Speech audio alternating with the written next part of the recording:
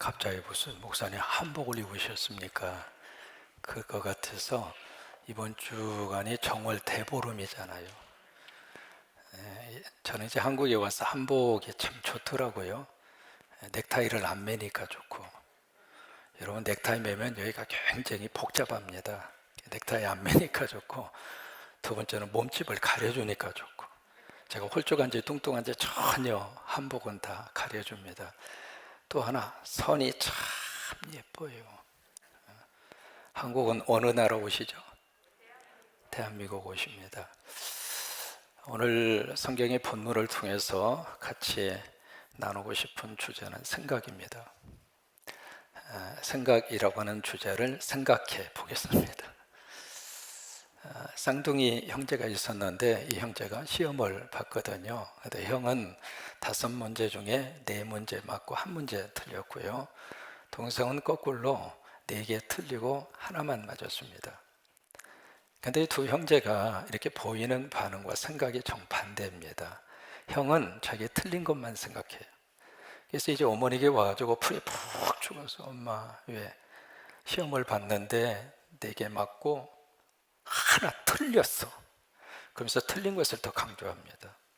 그러니까 이 형은 지금 그래 생각이 어느 쪽으로 지금 모아져 있느냐면 맞은 것은 이미 끝난 거예요. 틀린 것만 생각을 하고 있는 거죠. 근데 이 동생은 문을 탁 열고 들어오더니 아주 당당하게 엄마!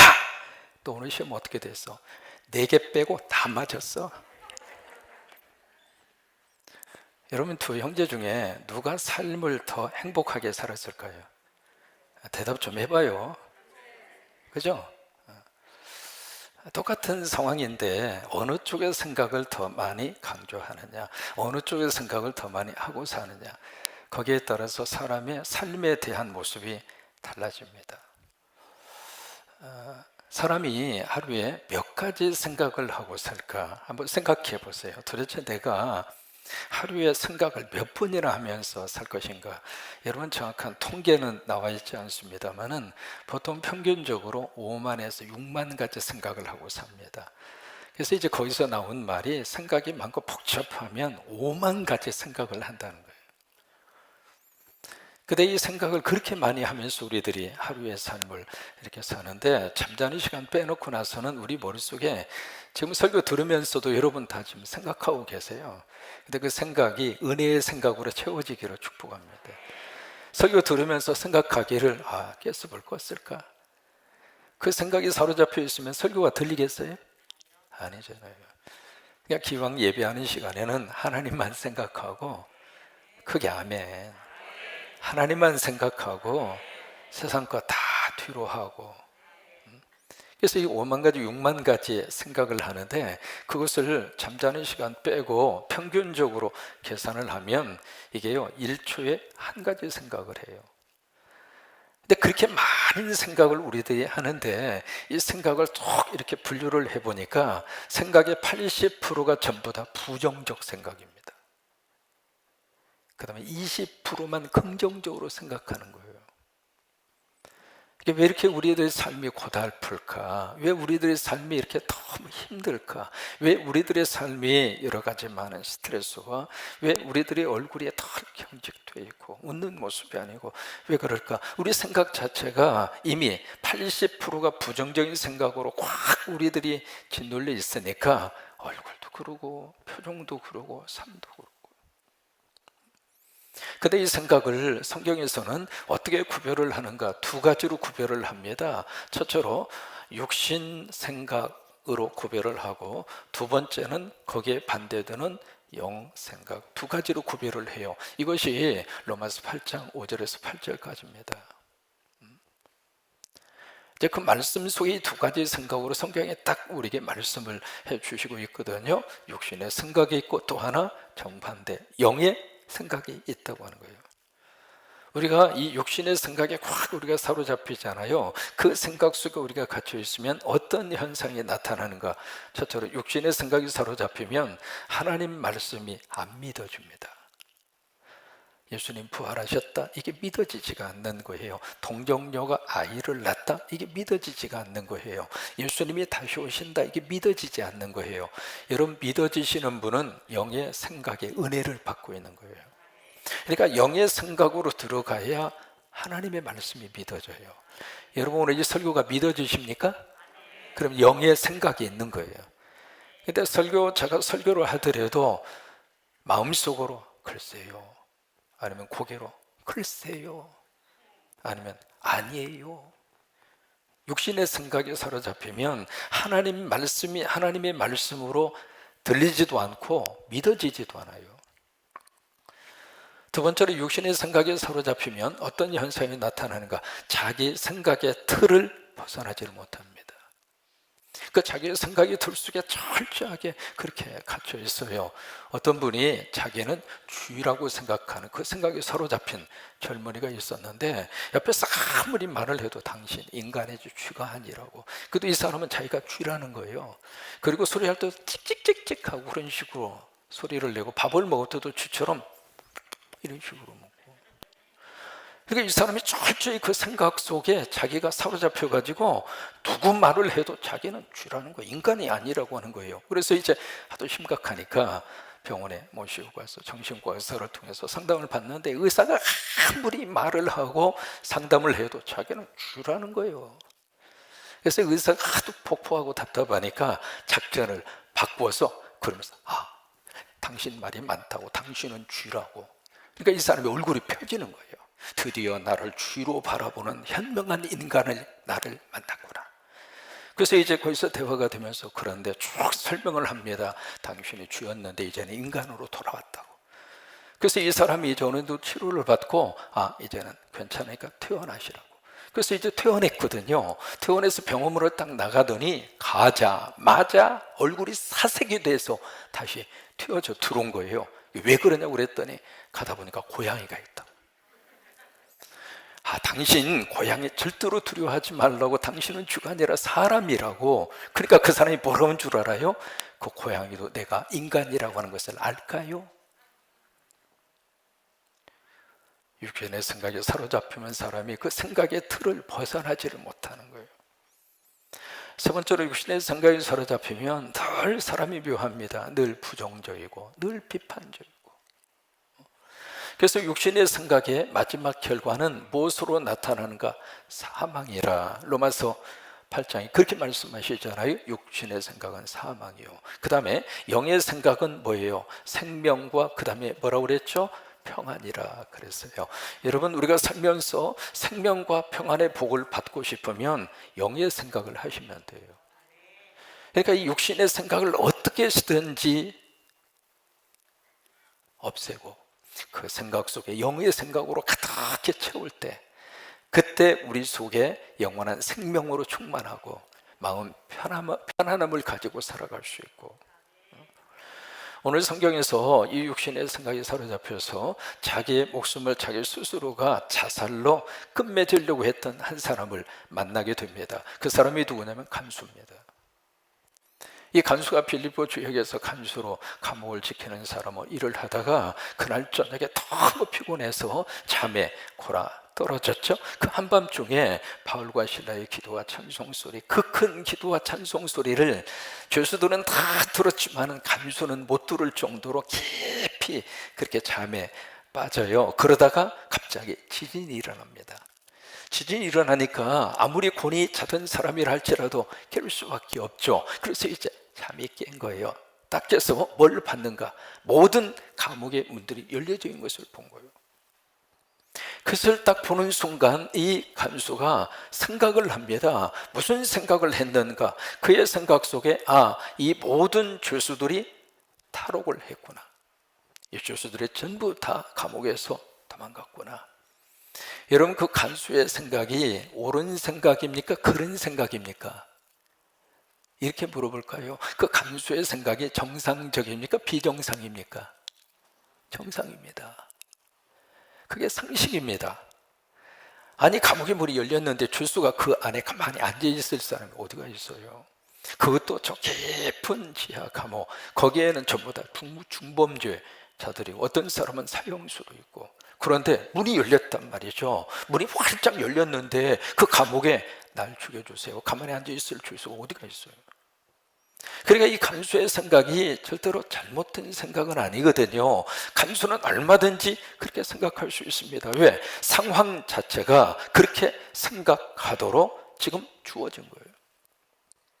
그래서 그 생각을 딱 다루겠구나, 그 생각이 드는 순간 두 번째, 무슨 생각으로 이어지는가? 로마의 법을 생각합니다. 로마의 법은 이 죄수를 간수가 지키다가 죄수를 탈옥하거나 그 죄수를 놓치면 그 죄수의 죄를 간수가 그대로 받게 되어 있습니다. 그러니까 이 간수의 입장으로서는 끝났구나, 나는 살았으나 죽은 목숨이구나, 그 생각을 할 수밖에 없죠. 그 생각으로 이어질 수밖에 없어요. 그래서 이제 그 다음에 뭘 생각하는가? 그 당시에 사회적인 분위기를 생각합니다. 그때 이제 로마 제국 사회에 사회적인 분위기를 끌고 가던 철학이 있었는데, 그 철학이 바로 스토아 학파라고 하는 철학입니다. 그 스토아 학파라고 하는 철학에서는 뭘 자꾸 이야기했느냐면, 인간이 살면서 선택할 수 있는 것 중에 하나가 자살이라고 그랬어요. 그것을 스토아 학파 철학에서는 그렇게 이야기를 하고, 그 중에 대표적인 철학자가 세네카라고 하는 철학자입니다. 네로 황제의 스승이었거든요. 근데 이 사람이 미치는 영향이 굉장히 컸었죠. 그때 그 세네카라고 하는 철학자가 그렇게 이야기해요. 살면서 절망을 만났을 때 선택할 수 있는 최선의 길은 죽음이다 그랬죠. 그게 이제 그 당시의 사회적인 분위기였거든요. 그러니까 이 간수 입장으로서는 이 모든 마지막 결론, 그래서 이제 거기까지 생각하니까 칼을 빼서 무슨 행동을 하는가? 자살을 시도합니다. 그러면 이 자살을 시도하게 된 그 행동의 출발이 어디에서 왔는가? 여기서 시작했잖아요. 다루겠다고 생각한 거예요. 그 생각이 결과적으로 자기 스스로가 자기의 목숨을 끊어야 되겠다라고 하는 행동까지 나오게 되는 거예요. 사람은 어떤 생각을 하느냐, 그 생각이 바로 우리의 행동으로 나옵니다. 그래서 이제 칼을 빼서 자결하려고 시도하는 그 순간에 거기에 이제 바울이 큰 소리로 외칩니다. 당신 몸 해하지 마시오. 다른 번역을 보시면 그렇게 번역했습니다. 자살하지 마시오. 그 다음에 설명을 해요. 우리가 다 여기 있어.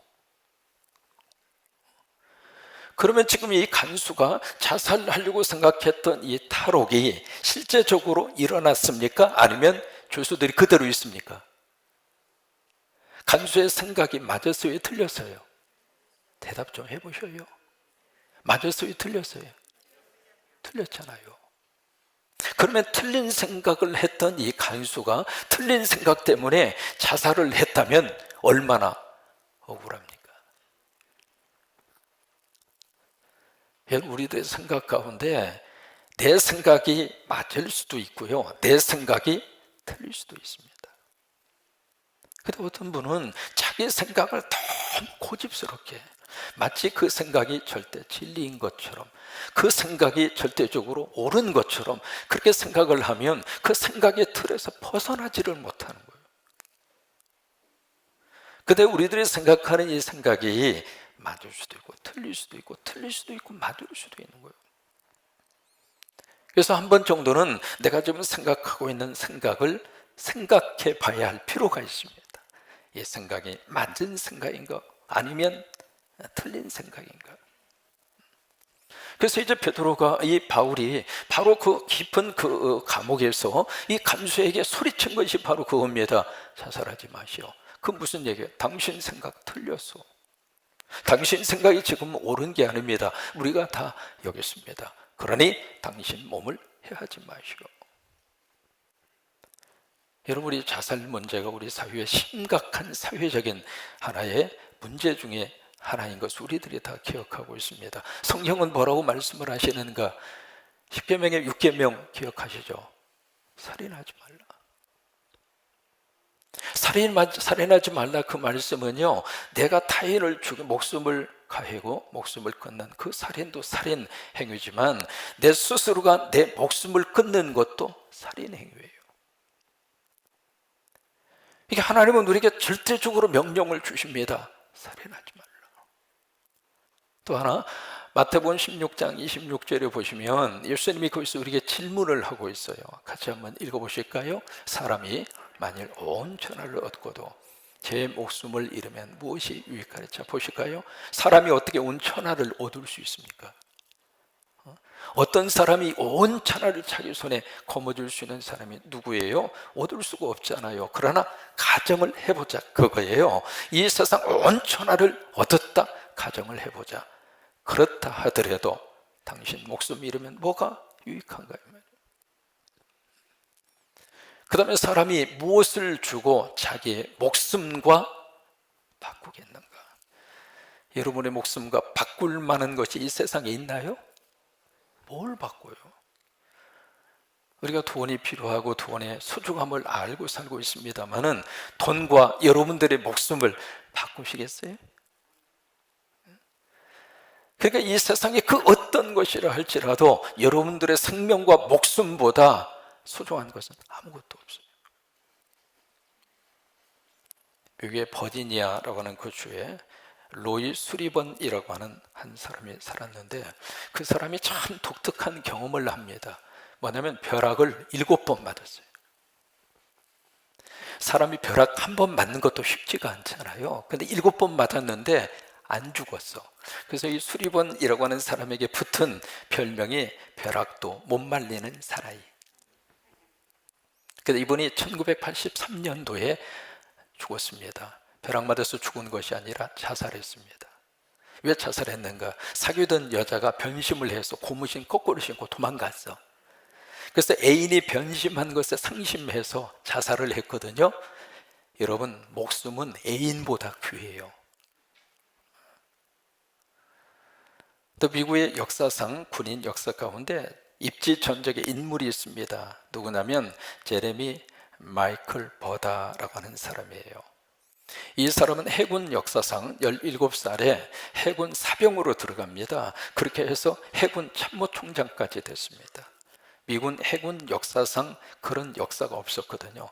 그런데 이분이 권총으로 자살을 합니다. 왜 자살을 했는가?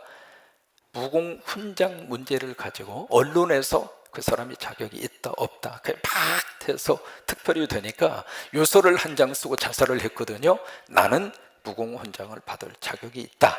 그 요소를 쓰고 권총으로 자살했어요.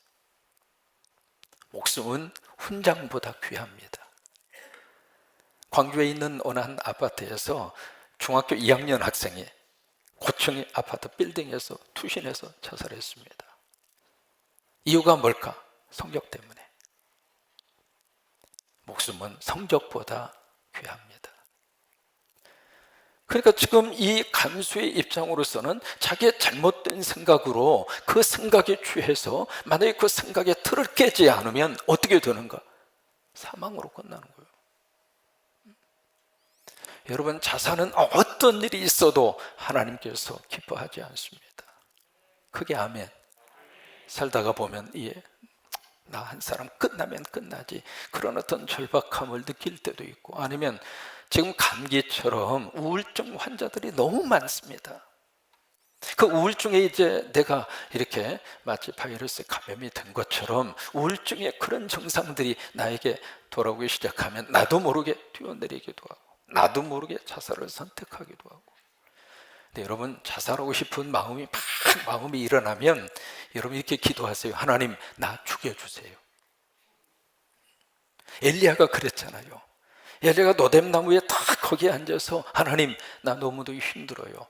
나 죽여주세요. 하나님이 죽여주시면 순교가 됩니다. 그러니까 내가 내 목숨을 끊으면 자살이 되지만은 하나님이 나를 죽여주시면 내가 순교가 되거든요. 그리고 하나님이 나 죽여주시지 않으면 살아요. 언제까지? 하나님이 오라고 할 때까지. 속도 위반해서 먼저 가면 하나님 앞에 혼나. 왜 이렇게 빨리 왔냐고.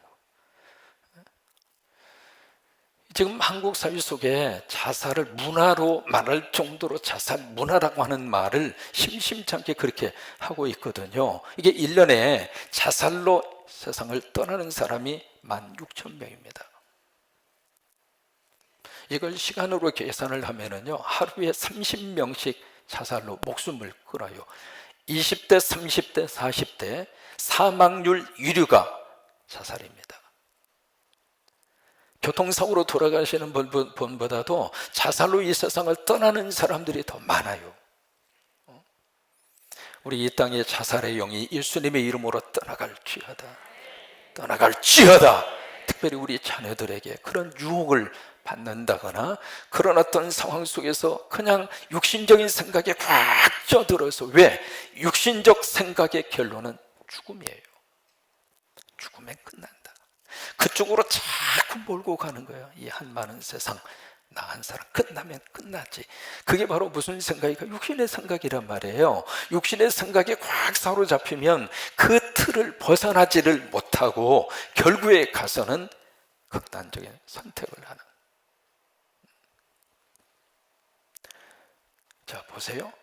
여기 이제 바울이 당신 몸 해하지 말라. 우리가 여기 있다. 그러니까 간수가, 자, 보세요. 간수가 그 다음에 어떤 행동을 취하는가? 29절입니다. 같이 한번 읽을까요? 간수가, 크게 읽으세요. 29절 시작. 간수가 등불을 달라고 하며 뛰어 들어갔다. 자, 보세요. 간수가 깜짝 놀란 겁니다. 왜? 자기 상식이 지금 깨지고 있잖아요. 그 상황 속에서 모든 보통 사람들이 보이는 행동하고 정반대의 행동을 하는 사람의 목소리를 들었잖아요. 그러니까 깜짝 놀라서 등불을 두고, 왜? 지금 이제 감옥이 컴컴하니까 아무것도 안 보였단 말이죠. 그래서 횃불을 들고 가서 뭘 하는가? 뛰어 들어가서 확인 작업을 하는 거예요. 여러분, 이것이 참 중요하거든요. 내가 지금 이 생각을 하고 있을 때가 있거든요. 내가 지금 생각하는 이 생각이 과연 바른 생각인가? 이 생각이 지금 옳은 생각인가? 특별히 우리는 이 생각이 하나님 말씀에 맞는 생각인가 확인하셔야죠. 확인 작업이 필요하잖아요. 그것을 한번 물어야죠. 이게 하나님의 말씀의 렌즈로 봤을 때 하나님의 말씀의 횃불을 딱 비춰서 지금 이 생각이 옳은 생각인가? 부부생활에서는 어떤 문제가 있을 수 있죠. 근데 남편을 향해서 아내가 이상한 생각을 하고 있다면 그 생각을 하나님의 말씀의 횃불로 비춰봐야죠. 그 생각이 옳은 생각인가? 이 간수는 이 소리를 듣고 횃불을 딱 찾아서 그냥 간 게 아닙니다. 뛰어간 거예요. 아, 내 생각에 문제가 있구나. 내가 지금 이 도망간 줄로 생각한 이 생각이 옳은 생각이 아니었구나. 그것을 하고 횃불을 가져와서 확인을 해보니까 다 있는 거예요. 그래서 거기서 이 간수가 충격을 먹습니다. 도대체 이 인간들은 누군가? 그래서 바울과 실라 앞에 간수가 엎드립니다. 엎드렸다는 말을 여러 가지로 해석할 수 있어요. 경배했다, 그렇게 볼 수도 있지만, 두 번째는 까무러쳐 기절해버린 거예요. 그 상황 속에서, 왜요? 이 생각대로 내가 행동해서 죽어버렸다면 누구만 손해입니까? 간수만 손해지. 갑자기 식은땀이 나면서, 와, 내가 이 생각이 사로잡혀서 행동했더라면 내가 어떻게 됐을까? 그 생각을 하니까 기절하지, 까무라치죠. 그래서 바울과 실라 앞에 엎드린 거예요. 그러면서 두 사람만 밖으로 데리고 갑니다. 나머지 죄수들은 지금 감옥에 있는 거죠. 바울과 실라만 데리고 가요. 데리고 가서 거기서 기독교 역사상 참 거기에 위대한 질문 하나를 던집니다. 선생님들이요, 내가 무엇을 하여야 구원을 얻으리까? 여러분, 그 질문은요, 성경에 나오는 많은 질문 가운데 바로 여기에 사로잡힌 사람들이, 육신의 생각에 사로잡힌 사람들이 던지는 절규의 질문입니다. 내가 무슨 생각을 해야 내가 살 수 있겠습니까? 내가 무슨 생각을 하고 살아야 우리 가정이 행복하겠습니까? 내가 무슨 생각을 하고 살아야 인간답게 살 수 있겠습니까? 내가 무슨 생각을 하고 살아야 우리 자녀들이 잘 되겠습니까? 그 질문이에요. 그러니까 육신의 생각에서 좀 탈피하고 싶은 거예요. 이 생각에 꽉 지금 쪄들어서 나는 죽었구나, 난 끝났구나, 그렇게 해서 인생을 끝내려고 했던 이 사람에게 이게 아닌데, 이거 말고 또 다른 생각이 있을 수 있구나. 그 생각을 하면서 내가 무엇을 하여야, 내가 무슨 생각을 해야 내가 구원받고 내가 살 수 있겠습니까? 그 질문에 대해서 가장 복음의 핵심적인 선포를 그 다음 절에서 우리에게 해주고 있습니다. 같이 한번 고백하실까요? 주 예수를 믿어라. 크게 하세요. 주 예수를 믿어라. 주 예수를 생각하라. 그리하면 너도 살고 네 가정도 살리라. 믿으시면 아멘. 그래요. 예수의 생각을 가져라. 그러면 네가 산다. 나만 사는 것이 아니라 우리의 가족도 산다는 거예요. 여러분, 예수님의 생각으로 가득히 채우셔서 하나님께서 여러분 살려주시기를 축복합니다. 여러분, 내가 먼저 살아야 되잖아요. 이게 생각이 살아나야 말이 살아나요.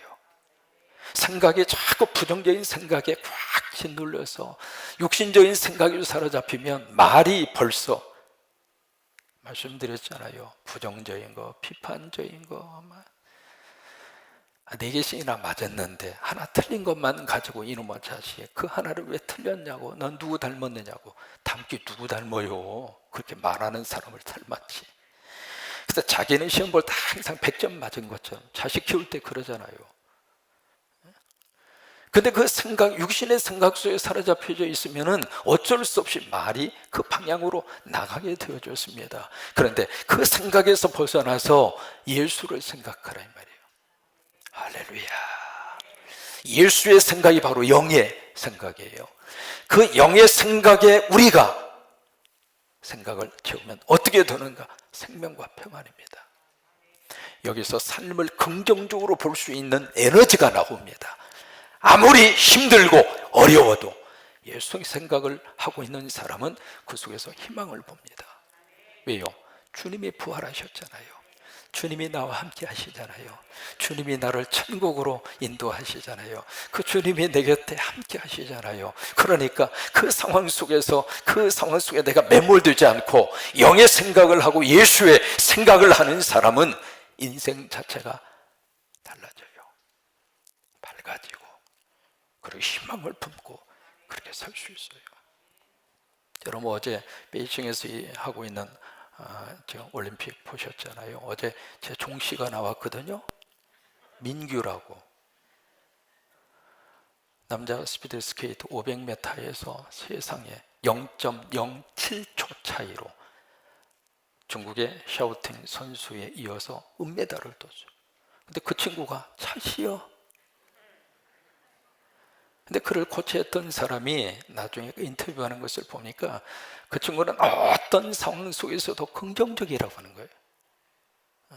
그 앞에 샤오팅 선수가 기가 막힌 올림픽 최고 기록을 갈아치우면서 1등으로 딱 올라섰지만 그 다음에 이 선수 차민규 선수가 뛰면서 주눅 들지 않고, 아마 그 순간에 그에게 영의 생각이 사로잡은 거예요. 영의 생각이 그를 꽉 짓누르고 있으니까, 그를 잡으니까 그 속에서도 자기 실력을 유감없이 발휘하면서 0.007, 계산이 안 되잖아요. 이건 차이가 없는 거지. 차라리 금메달 줬으면 좋겠어. 그래요. 여러분, 영의 생각으로, 예수의 생각으로 가득히 채우셔서 매일매일 생명으로 사세요. 매일매일 편안의 복 누리면서 사세요. 윤한기 씨라고 하는 가수 기억하시잖아요. 그분이 아버님이 일찍 세상 여의고 어머님도 세상 떠난 다음에 자기 여동생하고 윤복희 권사님이잖아요. 두 분이 고아가 돼서 고아원에서 살았습니다. 그러니까 어린 시절 너무 힘들고 어렵게 그렇게 살았죠. 어렸을 때부터 음악에 대한 재능이 있으니까 노래도 부르고 작사도 하고 작곡도 하고. 근데 그 노래들이 전부 다, 목소리도 그렇습니다만은 조금 노래 가사도 그러고 좀 우울하고 조금 그래요. 서글프고. 그의 노래 거의 대부분 그래요. 장밋빛 스카프도 그러고 나는 어떻게 뭐 그런 노래도 그러고 너무합니다. 당신은 너무합니다. 계속 너무하다는 거예요. 그냥 이것도 너무하고 저것도 너무. 노래가 그랬어요.